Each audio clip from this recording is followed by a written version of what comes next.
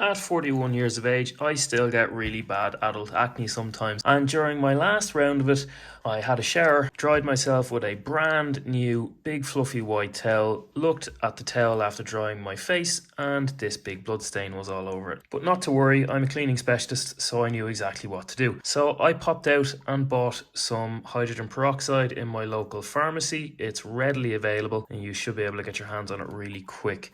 I'm simply going to grab some peroxide. I'm using a pipette and I'm just going to put enough peroxide on it to cover the blood, if that makes sense. And you can already see that fizzing away as it's releasing its oxygen. So as I say, I'm going to put enough on the blood stain just to completely cover it.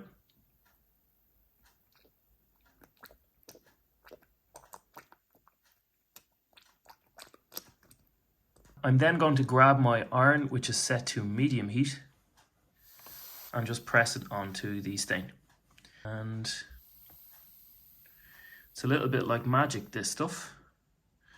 See it pretty much starting to disappear. Okay, so the peroxide is breaking down the proteins in the blood. So I'm going to put another application on.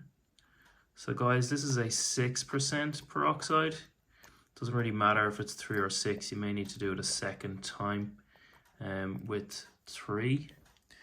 But let's just...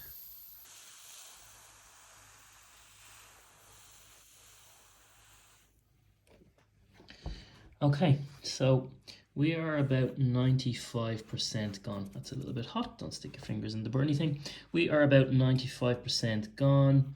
And the rest of this, the washing machine is going to take care of for me. Now, this was a method using hydrogen peroxide, but I'm going to go ahead and I'm going to try it with some biological washing powder with a method tailored specifically for some blood removal. So if you don't have hydrogen peroxide, fear not, watch this video here.